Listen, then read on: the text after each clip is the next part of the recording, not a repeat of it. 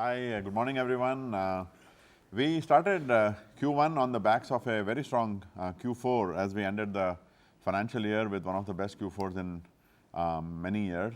And I am disappointed with the revenue performance that we had in Q1. We grew by 2.2% in reported terms, and that was, I had expected that we'll do better, and this happened because of some unanticipated slowdown in some discretionary parts of consulting and package implementations, and also some of the large deals that we had won in the quarters before were slower to ramp up their projects.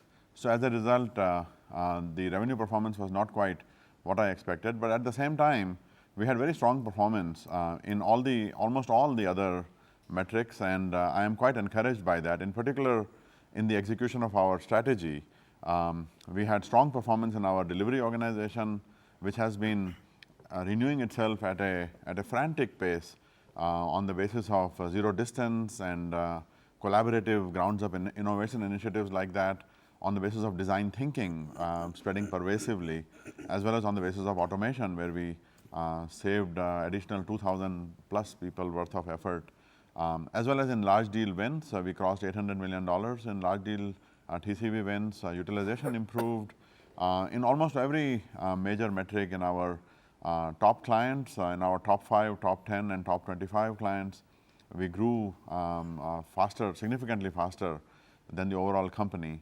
And what I'm most encouraged by is that our new services and our new areas, in particular our Mana platform area, our work with Scava, with edge products, showed significant improvement, and that gives us quite a bit of reason to be excited as we look ahead to the future.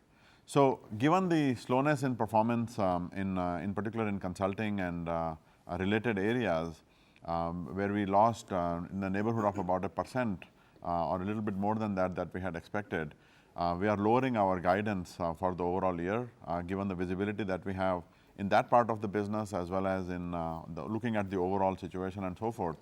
But by and large, we continue to be excited about our execution on our strategy, in particular both in the renewal of our existing services and especially in the new areas that we are bringing, that we are counting on as a way to transform our company to one where software and automation becomes an integral part of how services are delivered, so that we can continually bring innovation, free people up to be more innovative, as well as continue to lower the cost and improve the margins of our company on our march towards our 2020 ambition of $20 billion, 30%, and $80,000 revenue per employee. So with that, I would love to open it up to some questions.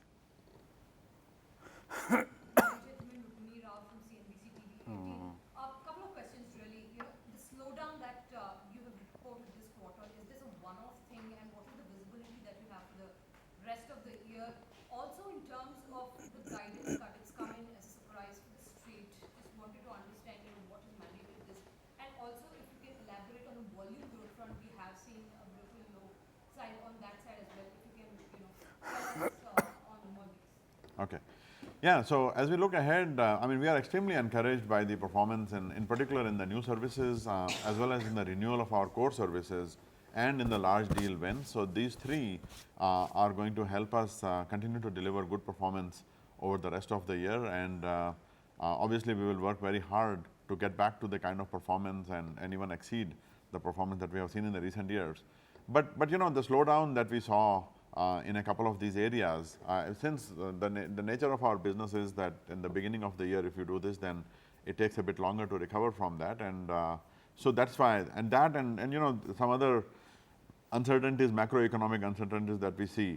So altogether, when we were looking at it, given that we did 2.2% in the quarter, which is 1.7 in previous quarters constant currency rates, we are lowering our revenue guidance, but we are continuing to be very confident about the direction that we have in both areas, not in both the renewal of all our existing services, which have showed a significant momentum, as well as in particular in the new areas where our new offerings are already, I mean, in Mana, for example, we just launched it this quarter, and we have already seen the first clients purchase it, go and already started to become successful with it. So that is something that we are extraordinarily happy about. Hi Vishal, Chandra here from ET Now. I have questions for all three of you, so I'll just go one by one. Now, Vishal, you sound pretty subdued compared to the optimism that you radiated in the last 4 quarters. I don't know if it's a sign of things to come, but just want to start by asking you, what has changed so dramatically in 3 months? Usually we see companies, lowering guidance or going back on their stated guidance, perhaps 2 or 3 quarters into a financial year. So, why did the management have such poor visibility into just 1 quarter? And how are you sort of going to assure shareholders that, your visibility for the next quarter, is not so bad and, you will deliver on your stated number? Praveen, you flagged off some of the headwinds mid-quarter. You said that there will be some bump ups, volatility because of weakness in energy and insurance. Are these the problem verticals? Are there more and will they continue? And Ranga, coming to, the deal growth has been very robust, but it's not getting reflected in terms of the revenue growth. So, is pricing again under a lot of pressure, and is it only going to get worse because everybody is talking about commoditization of existing businesses? And, if you can just give us some color on that. Vishal, start. So I don't know about being subdued. I am, as I said, I keep a long-term view on things when times are good as well as when times are not so good. So I'm actually extremely encouraged by, I have been here now, I was in Bangalore for several weeks, meeting with the teams and so forth. And I'm actually quite excited about how our strategy is being embraced in a massive way, both in renewal of our existing services and in the new areas that we have launched, how we have started to rethink our client engagement with design thinking in a very pervasive way, which is now reflecting in a consistent large deal win rates. Look, this is at the beginning of the quarter, as we were ending the previous year, we did not anticipate the slowdown in the discretionary parts, in particular in consulting. This was certainly something that we did not expect at the beginning of the quarter. And also, some of the large deals that we had won in the previous quarters, in the previous quarter, we won close to $750 million of large deals. So we expected that those projects will ramp up and so forth. And that ramp up has been slower than we anticipated.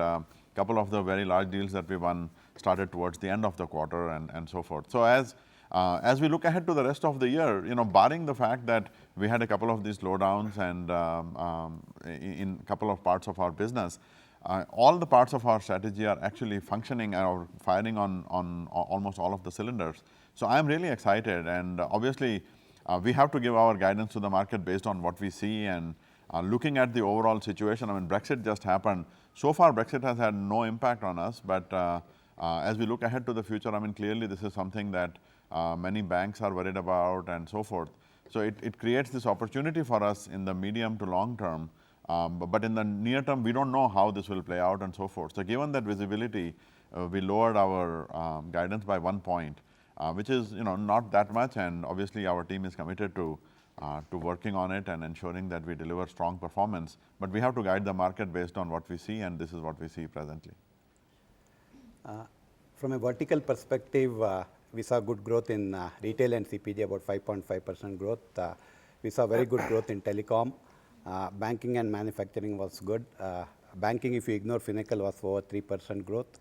Insurance actually did well. The two areas where we didn't do well, one was expected, which was energy, which degrew. Life sciences was a bit of a surprise for us. We didn't anticipate in the beginning of the quarter. But to some extent, life sciences was also massively hit by the slowdown in the discretionary spend that Vishal talked about earlier in the consulting and package implementation, and life sciences bore the brunt of it.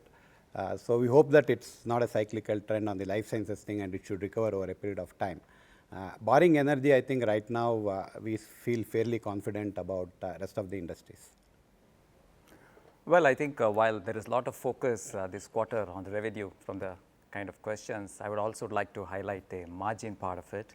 So if you look at the operating margin for this quarter, it's at 24.1%, and we did reasonably well on margin front. For example, if you look at the Q1, typically it is we have compensation increases, which had an impact of 1.4%, and the visa charges, which is about 0.8%. But we were able to offset all that and maintain the operating margin at the same level as Q1 of last year through cost optimization measures. And many of the cost optimization measures, whether it is utilization going up and the subcontractor expenses as a percentage of revenue coming down, and some of those factors continue to happen in terms of which is positive. While you asked the other question of the deal ramp up, as you know, this quarter also we won a little over 800 million. Now, typically when we win a deal of a TCV, roughly about 7.5 to 10% of that TCV converts back to revenue in the first year. That has been a thumb rule. Now, we expected the deals that we had won in the earlier quarters to quickly ramp up in Q1, and some of them have actually, and a couple of surprises were there which have got pushed back to the subsequent quarters. So, that is the thing about the conversion. Coming back to your question on pricing, if you look at in constant currency on year, the pricing drop has been pretty much 0.2%. So, the same kind of pricing drop that we saw has not been significantly different from what we saw earlier. And as we have said in the past, this pricing drop will continue we need to offset through the operation efficiency and productivity improvements in the company. And some of the trajectory that we have seen on utilization, subcon expenses, on-site employee cost as a percentage of revenue, we held at 39.3, which is same as last year. So, some of these things we will offset the price decline. And overall, I think on the margin front and the cash flow generation, it is 33% up as compared to Q1 of last year at little over 400 million. And these are some of the factors which I would like to highlight in addition to the revenue part, where the trajectory that we had assumed when we gave is in the right direction. Vishal, hi, this is Sajid here from Bloomberg Quint. You gave a constant currency guidance of 10.5 to 12%. Can you elaborate on the dollar guidance, because it was around 11.8 to 13.8? What will be that dollar guidance now? Secondly, color on the kind of deals which are coming from European Union or the Europe as a continent for you. Will there be a hold up with respect to those deals coming in? And how is the banking and financial vertical work doing for you in that sense? For Praveen, the attrition rate has gone up to 21%. What's the reason for that from 17 point something to nearly 21%? What is it that despite a good wage hike which you did, I think still the attrition has gone up. And for Ranga, the EBITDA margins has come down to 24.1%, as you said. Is the street going to bring down? You had given a band of EBITDA margin 26 to 28. Now 24 to 26. Do you think you will remain at the lower end of the band, or you have that potential to go up to 26% by the end of the year? So the kinds of deals that we have won are all over the world in all geographies and also in Europe. So there is in terms of the large deal wins, there hasn't been a slowdown. So we are excited about that, and we want to bring in the mix, the new mix to these large deals as we start to execute on these. In terms of the impact of Brexit on Europe and so forth, it is too early to tell. Clearly, some of the banks are in a state of trying to figure out what this means and what are the kinds of changes that they will need to make and what that means for near-term spending and so forth. But my sense is that as unfortunate as some of these walls that are getting created because of things like Brexit it does create more need for services, more need for integration, more need for ways to interoperate across boundaries and so forth. So in general, that will mean additional opportunities for revenue growth. But at the same time, in the near term, I think that we might see some uncertainty due to this. But it is too early to tell. So far, I want to clearly say that so far we have not seen any impact as a result of Brexit. Oh, the dollar guidance. So what we had guided in the beginning of the financial year was 11.5 to 13.5 on constant currency, on FY16 constant currency, and that amounted to 11.8 to 13.8 on March 31. So that 11.5 to 13.5 has now become 10.5 to 12. And that corresponds, the 11.8 to 13.8 that we had guided earlier becomes, Ranga, correct me, 10.8 to 12.3. Correct. 10.8 to 12.3 in March 31 currency. Just to add to the guidance, if you look at when we guided 11.5 to 13.5, typically you see the Q1 is an important quarter, and every 1% drop in Q1 growth rate typically impacts the overall growth rate by about 1%. So at the same time, we have taken into account some of those aspects and the visibility we have at this point in time. If post Q2 performance things change, we will again relook at our guidance in terms of, if things pan out to be better than we expected, or is it same as what we see today. That assessment we will take later on. On the attrition front, while the attrition has increased as compared to previous quarter, part of it is to do with the seasonality, because typically in quarter one, we have a higher exit due to higher studies and so on. We are really encouraged by the fact that we also track high performers attrition, and there actually it has come down. Earlier last quarter it was 13.4%, and this quarter it has come down to 11.2%, so we are encouraged by that. So at this stage we are, obviously we have to watch out, but at this stage we are not unduly concerned. And we continue to do many things on the employee front. Just today we announced, we relaunched our ESOP program after a gap of 10 years plus, after a gap of about 13 years. For starters, we are rewarding about 7,500 of our employees from junior to middle management with restricted stock options, and we will extend it to middle management, to senior leaders and title holders subsequently. We continue to focus on reskilling employees. We have revamped our leadership development programs. We have launched many initiatives around career mobility, mentoring, and so on. So we continue to focus a lot on employee experience and employee engagement. So at this stage, even though the attrition has increased, we are not really concerned at this stage. Obviously, we'll continue to watch out for. Yes.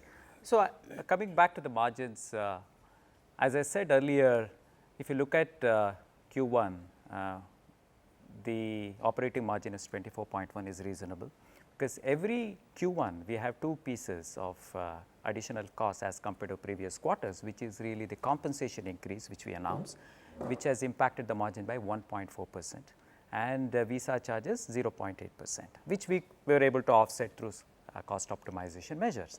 The key thing is to compare it year-on-year basis. For example, Q1 of last year it was 24, it is 24.1. Having said that, there are several cost optimization measures, whether it's utilization, subcon expenses, which I have talked about earlier.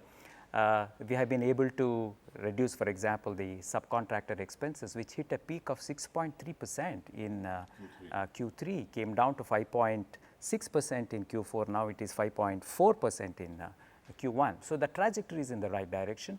Likewise, the utilization consistently over the last 5 quarters is above 80%, excluding trainees. We have further improved it this quarter. We feel there is scope for improvement there as well. Whereas some of the other levers like the on-site effort mix did not show improvement, we want to work on it. Likewise, on the on-site employee cost is 39.3, which is kind of stable as compared to last year. Margin is a derivative of two things. One, of course, the cost optimization piece, which we'll continue to do and which are progressing well, and it is also part of the revenue trajectory.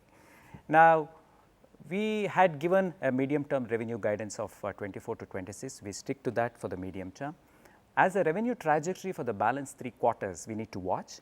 If the revenue trajectory, keeping in view whatever we have given the revenue trajectory, at this point in time, we are looking at comfortable with 24 to 25% margin, and last year we ended at 25%. That's what we are seeing. So, what is the reason for decline growth in India, which declined by 7.6% quarter on quarter? Yeah, in India, it's a very small percentage of our business, and we typically execute system integration projects. So sometimes some projects end, and so that consequently results in decline in revenue. So in India, given the small base and the nature of projects that we execute, we continue to expect volatility quarter on quarter, and I don't think we should read too much into the India unit performance. Yeah, Adit Chali from CNBC TV18. Just a couple of quick questions. in terms of the project ramp downs, rather the projects not ramping up in Q1. Could you give us some sense on, where are these projects from in terms of geographies and verticals? Secondly, I believe that the Mana platform head has moved on. Have you identified a replacement? And thirdly, Vishal, your previous employer, SAP, recently said that Brexit could also be an opportunity in terms of, the kind of projects that will come up on the governance side, on integration, on new systems. Would you share that optimism? So, yes, I do share, maybe I can start in the reverse order. Yes, I do share that optimism. As I said earlier, it is unfortunate that this Brexit kind of a thing means that more walls get created between organizations and institutions and societies. But nonetheless, when there are more walls, then there is more opportunity for integration, for interoperability and transparency across the boundaries and so forth. So this would mean more business over time. Nonetheless, in the near term, people are still trying to figure out what this means and so forth, so there could be some uncertainty. The Mana platform head has not left. Mana platform head is Naveen. Samson has left. He was the head of our cloud and infrastructure services. He used to run also the Mana implementation services. So he was a long-term employee of Infosys, and we wish him well, but the Mana team and the Mana platform is very much within the company. Also on the ramp-ups not happening. Yeah, the ramp-ups were across geographies. One large deal that we had won in healthcare area in North America started a little bit later than we expected, and one in Europe in the financial area started a little bit later than we expected, as well as in the life sciences area, some of the consulting projects were impacted by unanticipated discretionary spending related areas and so forth. So that is basically what happened. Yeah. Hi, Chandra again. Just final couple of questions. Vishal, what does this do to your 2020 aspirational target? I know it's an aspirational target, but would you need to reset that in terms of revenues or even on the margins front, because a 5% uptick in 3 years looks challenging. And also, Ranga, just wanted to clarify again. You're saying the margin band will be 24 to 25 instead of 24 to 26. If you can just clarify on that, Vishal. So, in terms of the 2020 ambition, it doesn't do anything to it. That is our aspiration. I believe that is the right direction, right aspiration for the company to have. As I have always said, that is not a goal. It is, if we are able to execute and continue to execute and bring to scale the kinds of changes that we are doing, then this will be a consequence of the work that we do, and we'll look back on it with great success, and we are on that trajectory. I think that if you look at revenue per employee overall for the company, that has gone up slightly, and that has been, I think that is a direct result of, on the one hand, the high margin non-linear growth that we see in the new software areas, as well as better utilization and the deployment of zero bench, for example, which is our initiative to more or less eliminate the notion of a bench in our industry, which has now touched close to 100% of the folks on the bench. 99.5% of people on the bench have performed at least one job that is on our zero bench marketplace. So I'm extraordinarily encouraged by that. I think you start to see that in the productivity improvements, and for the first time in a few quarters, we have been able to decline that trend, and the revenue per employee is starting to go up, and our aspiration continues to be $80,000. So the 2020 aspiration is still very much what it is, and one 90-day cycle doesn't hold us back on going after that. Ranga, on the margin. Yes. So as I said earlier, in the margins, our medium-term band continues at, for the medium term, 24 to 26. If you look at this quarter, we're at 24.1, and it is same level as last quarter, last year's Q1. And Q1 always has typical compensation hikes and visa charges. Compensation hike impacted 1.4% and visa, but we were able to offset through the cost optimization measures that I talked about on the subcon expenses, as the utilization improvement and the on-site role ratio and so on. Now, every year the Q1, these are the impacts, and during the balance year, some of these impacts get recovered.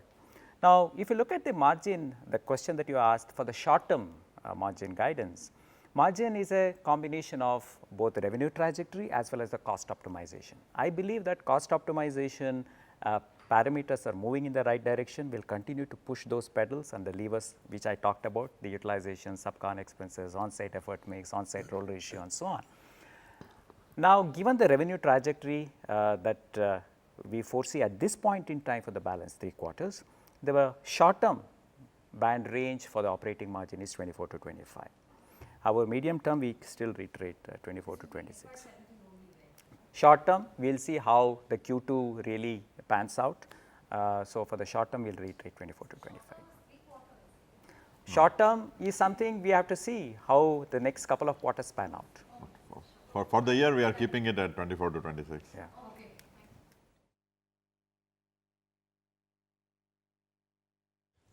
Hi, if you can give us some color on the BFSI vertical, how it has done, and how Brexit will impact, especially some of the banks based out of Europe.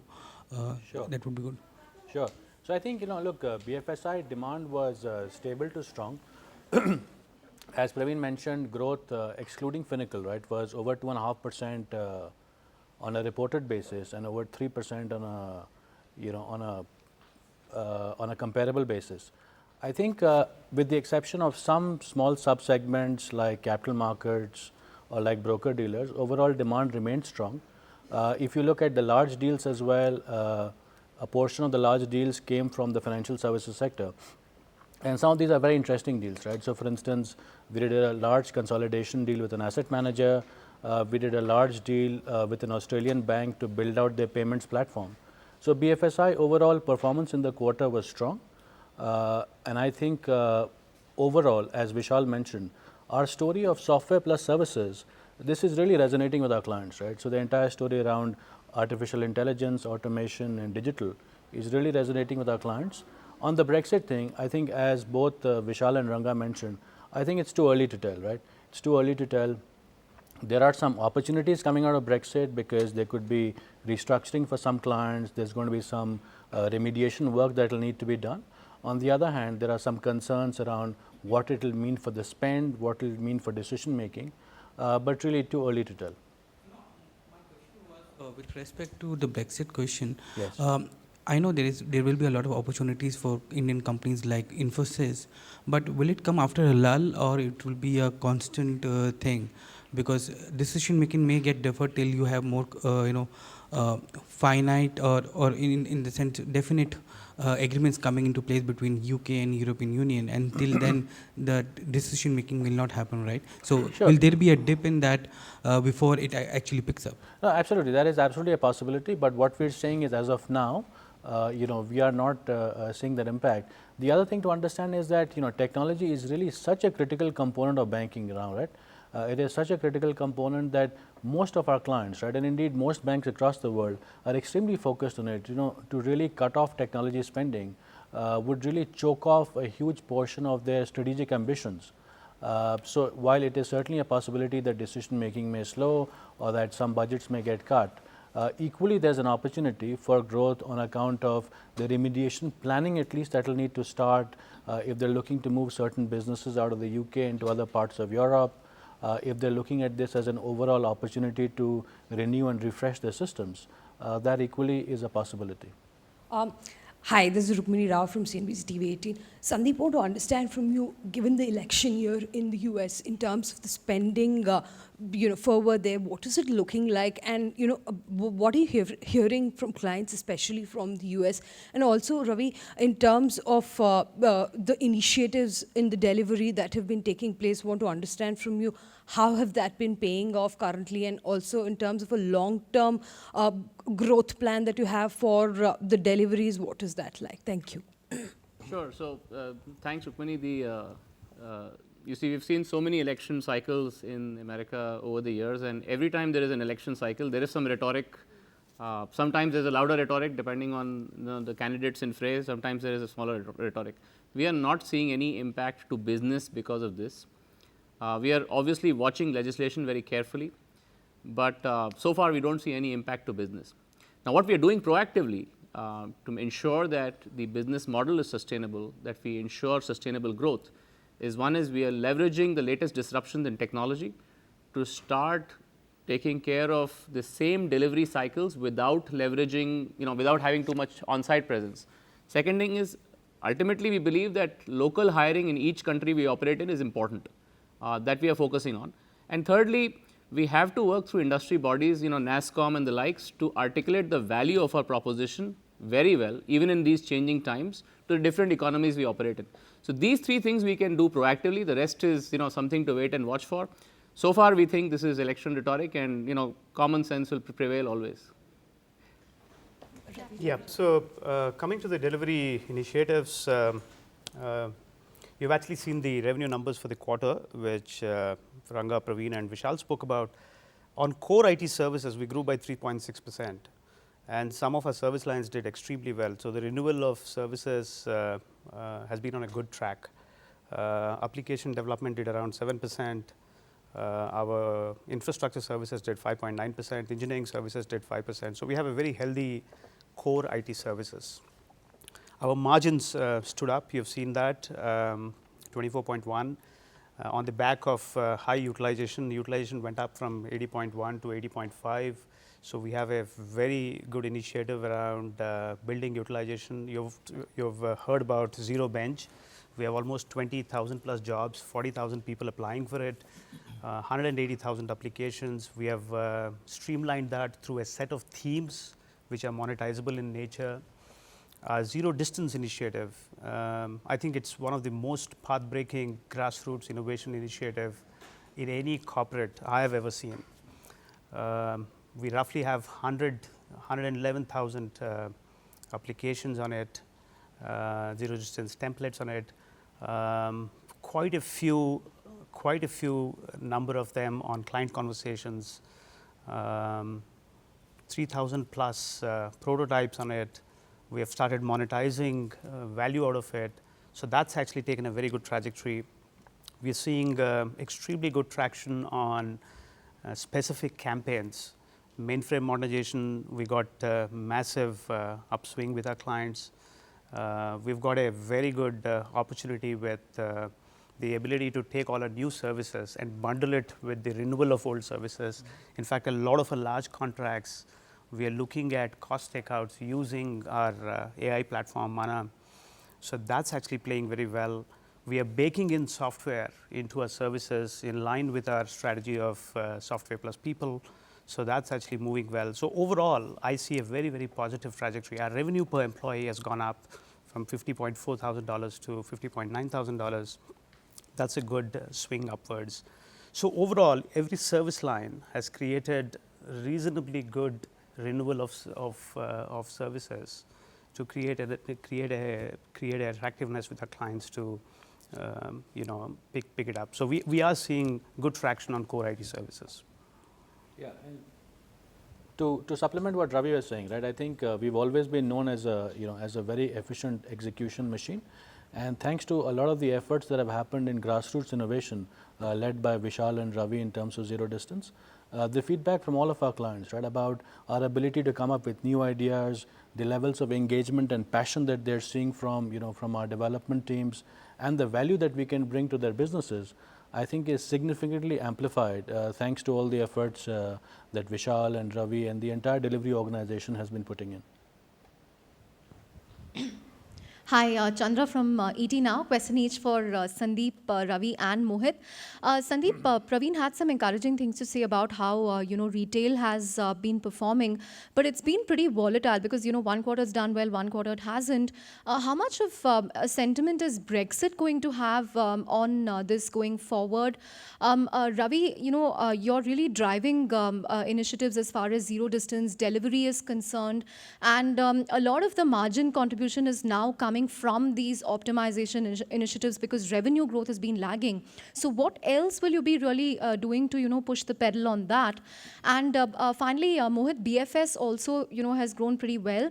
What kind of opportunity does blockchain really present for you going forward? I understand you already have a platform there, but opportunities here going forward. Thank you. Sure. Thanks, Chandra. So you're right, retail has been volatile because as an industry, fundamentally retail is being disrupted by, call it the Amazonification of retail or the digital disruption in retail. But the last few months, I think a lot of brick and mortar retailers have figured out ways to adapt very strongly to their online and omni-channel strategies. May and June US retail sales have been quite solid. While not dramatically growing, they have been very solid. We have focused on driving their omni-channel strategy strongly and driving efficiencies through AI, big data, etc. And so you can see that retail and CPG has been the fastest growing vertical this quarter at 5.5% plus. We expect that our focus and investments to continue in this area. Now, Brexit is interesting for retail. It's too early to tell, but if you look at the statistics, there are 500 retailers who sell online stuff in the US. 212 of them actually export things to the UK when a UK consumer orders something online. Now, with Brexit, there is no implication to US exporting to UK per se. However, if consumer sentiment suffers in the UK, or if there are recessionary reasons that come in the UK, then US retailer sales start getting affected. We are trying to wait and watch to see how online sales, the earlier trend was online sales are growing up, but how online sales of US retailers will get affected because of Brexit over the coming months. It's again early because it's just happened, but that is something to watch out for. Overall, we are encouraged with the momentum we see in the uptake of the Scava platform, because that's primarily a digital online e-commerce digital marketing platform in retail in particular, and the way retailers are taking to artificial intelligence and automation across the world. I mean, not just US, everywhere. Yeah, so the entire endeavor of Zero Distance is actually about creating grassroots innovation. So creating innovation is not a big deal. Everybody does it. They do it in pockets. The fact that we have done it on a grassroots level, covering 95% of our organization, I think is commendable. Our endeavor is to look for adjacent innovation which is closer to the employees who are in touch with our clients, and convert that into meaningful value for our clients and for Infosys. So when we started this journey, our endeavor was to just ensure that it kind of permeates across the firm and it throws up value. Now we are looking at how to monetize it. So it is actually a part of our journey to accelerate innovation and actually to get a significant chunk of our growth coming from mining existing accounts, mining existing projects. So that is actually going very well. We will continue to keep it at a level of 100%, 95 to 100%. In fact, it touches 100% and it goes down because we keep adding new projects. So to me, that I think is path breaking. It will not only support the cause of innovation, but it will support the growth journey the company has established for 2020. Specific to Zero Bench, it is again path breaking for the industry, because the concept of a bench, we don't want that to exist in Infosys. Either people work on billable work, or they actually work on work which is productive enough for Infosys to manage it. So the 20,000 work packets we had, the 40,000 employees who worked on it were working on specific themes, and those specific themes are going to actually generate revenue and value for the clients and for Infosys. So it is a revenue generating activity as far as I am concerned. On margins, our endeavor is to look at all the operating metrics. We have done a great job on subcontracting costs. Subcontracting is always a healthy sign, but it has to be controlled to the growth of the company, controlled to the revenue growth of the firm. We want to do subcontracting in places where we feel there is a gap, or places where we have to take over employees from our customers. It happens in some of our contracts, and it's a short-term measure for us to bridge the gap between demand and supply. On utilization, we have continued to take the journey up from the 70s to late 70s to 80 to 81, almost 80, it's almost touched 80.5. Here on, to step it up further, we have to uplift a lot of our people at the bottom of the pyramid into production projects. So that is the next big move. And the ability to do Zero Bench is also a journey to actually move those people who get more equipped with skills to move into projects. Revenue per employee is a direct derivative of how much we can do with people plus software. The more we do people plus software, the more we embed software into our core services, the revenue per employee is going to go up, and that's a very positive sign which we have seen now. So, all our large deals have a component of software, and all our large deals have high value services. So, that's going to take it up. So, these are a few things we are doing, and the journey looks very good. It is in line with what we have actually set ourselves for 2020. Thanks, Ravi. Chandra, I think look, blockchain is the whole distributed ledger technology is revolutionary, and I think it gives us the opportunity to reimagine financial services. Just very quickly, what we're doing on the services side is we're working with our clients to build proof of concepts, to build use cases, business cases, not just in the capital market side or on the trade side, but also in other areas like retail, like payments. But we're also working on blockchain on the edge website, right? So, for instance, we built up a lab in Dublin, and we're trying to see how we can incorporate blockchain into many of our solutions. I think it's a huge opportunity, but it will take time for adoption within the larger financial services system. Sandeep, hi. This is Sajid here from Bloomberg Quint. You raised a very interesting point about if Britain goes into recession, your retail clients may have an issue. The consensus is that there may be a recession in UK, at least in the next, as Britain transitions from outside goes out of the European Union. If that happens, what kind of impact will you have on your retail and CH portfolio? So, Sajid, thanks for the question. I explained again that there are about 212 of the top 500 online retailers in the US that export stuff to UK consumers. So, we have to wait and watch how those online sales get impacted over the next few months. Having said that, if you look at some of our deals in our press release, we've announced, Kohl's working with us very closely on the Scava platform. There are other retailers working very closely on the Scava platform. These large department store apparel retailers, for example, they have gone through a lot of disruptions and ups and downs, and they have figured out how to drive a strong digital omni-channel strategy. Over time, all these retailers have to transform, become truly global, not get affected by just one economy here or one economy there and so on, have to develop a powerful in-store experience and a seamless online and omni-channel experience. As far as we can focus on helping them doing that, I don't think there'll be an impact. But this is a temporary thing. We have to wait and watch how Brexit pans out to specific economies and what does that mean to their online sales. Ravi, we saw a huge attrition, the attrition rate going up to 21%. Is that impacting your delivery in any fashion? And one for Mohit, you are doing a lot of automation at the L1 level. Are you moving up to the L2 and L3 level? That was the ambition, right? You take artificial intelligence and automation to that level so that it brings in much more margins for you guys. Yep. So the attrition we have now is in line with what we expected for Q1. Q1 is one of those quarters where you have people going to people going to business schools and for higher education. So that's actually very seasonal. We have measures in place to ensure that people who actually go to business schools actually come back to us after they finish their education. But I don't see the attrition in Q1 being a concern, because it is actually always seasonal in the first quarter to lose people to business schools. It's healthy for reasons that we are in line with what the aspirations of our employees are. They want to go and do higher studies, but we actually hire from business schools as well.